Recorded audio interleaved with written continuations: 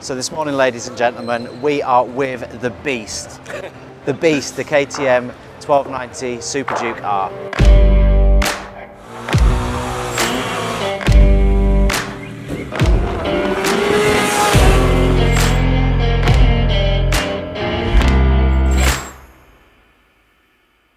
This is quite nice, this one, isn't it? This has got to be one of the most cool and hottest and fast and raw bikes that I've seen at EICMA so far. Yeah, I mean, they're focusing on the same theme as the original bike with this new launch, aren't they? And they're just effectively saying that it's even more beastly than the original. And to be fair, having looked at it, I've got to say, it's seriously impressive bit of kit, isn't it? Well, it's the looks to match as well, right? We already know, I mean, the SuperDuke, it's got a massive reputation of just being a hooligan bike. Yeah. It's a beast. Yeah. They're actually saying that the beast has got beastlier, which is similar to what they're saying about the 890 Duke R. Yeah. The Scalpel's just got scalpeler. Yeah. So the beast has got beastlier. And I mean, hey, everything about it screams beast. I mean, 1290 twin. With 107, it's 180. Now it's 180. 180.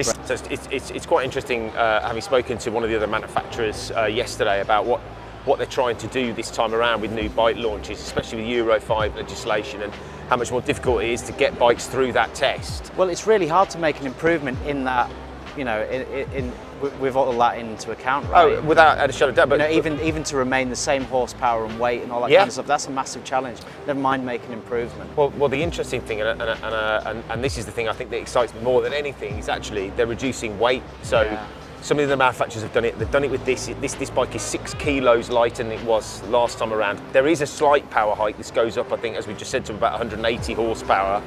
But a reduction in weight has multiple benefits. It means the bike's easier to slow down. It means the emissions are lower. It means it's faster. It means it's more agile. It's more flickable. There are so many more benefits. But I mean, I think that is one huge advantage. For me, it's the thing that really stands out is the way the bike looks. Oh, yeah. I just absolutely love the styling on this bike. I wasn't, the original SuperDuke for me, I wasn't super convinced. I wasn't convinced. This time the draw factor is. I'm struggling not to salivate right it's now. It's fantastic. Well, interesting enough, you're actually in the market for super powerful naked bike, aren't you? Yeah. Well, I mean, this has got to be on the. Oh, without a shadow of a doubt. I think I had some kind of strange and erotic dream about this last night, having seen it yesterday. Well. This Kawasaki's new ZH2, which I'm hoping we'll probably talk about at some point. I believe, I don't know whether the bike's here, but I believe they're launching an uprated speed triple. I just love a good naked, but I've got to say, at the moment, this is top of the list. I've looked at Ducati's new V4 Street Fighter, which I'm assuming we'll talk about as well. But for me, at the moment, this is top of the pile. Yeah. I mean, it's fantastic. I love what they've done with the exhaust system. Obviously, the camera's around there, but the exhaust system looks fantastic, in my opinion. Obviously, this one's been fit with a full Akroprovich system, but even the standard one looks absolutely mint. Well, I mean, I think this is going to be a massive favourite for this bike. One of the things that we were talking about with Ollie, who's on our camera today, last night when we first saw the bike, was the standard system. Because it's got a single-sided swing arm, actually it kind of covers it a bit, doesn't it? But when you see it with the cut of it, I mean, that just looks fantastic. I think the proportions are right. The packaging looks good. I know you can be deceived when you're in this kind of environment when you're looking at bikes, but actually it's quite a compact machine. Oh, really compact. I mean, can you imagine what this is going to ride like on the road? It's just going to be like just raw. That's my impression. It's going to be super raw. We probably should have got Ollie in on this one, because I know that he's ridden the original bike. I haven't had the opportunity, and obviously we've ridden the 790, and I thought that was quite a bit of a monster, but this is a whole other level. Monstrous power, huge torque. It's just a wheelie machine. It's a hot rod. It's the kind of hot rods of the Super Nakeds, isn't it? And everybody seems to be kind of just incrementally increasing power and dropping weight, and they've done pretty much the same thing with this machine. That being said, though, it has got all the bits to sort of complement that, so it's not just all power. I mean, they've done a huge amount of work on the chassis. And that's actually the big thing that KTM are talking about, is the chassis, making it stiffer, better handling, more agile, and of course more stable, and pairing it with some fantastic components. I mean, WP Apex Pro suspension, which is just phenomenal. Yeah. These brand new Brembos. Stilema, yeah, which again is the kind of really the new M50.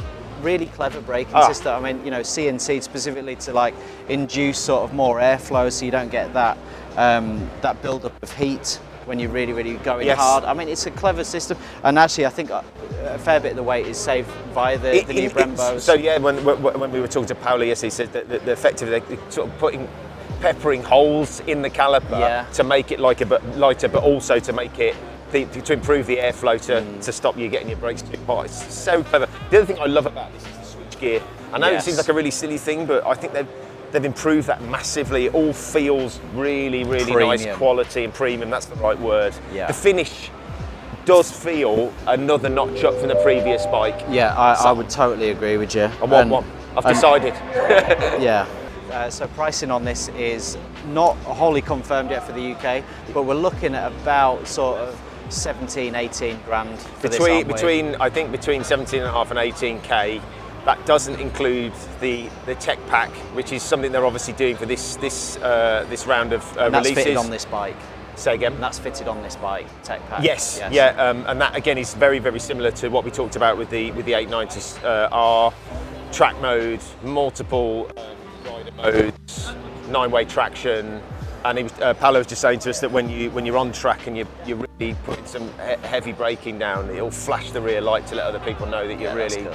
So there's some really nice features, but you are adding another 700 quid basically. 950 euros. Okay. So it's not the cheapest bike in the world, but you are getting something really special. So that's been our first look at the KTM SuperDuke R 1290.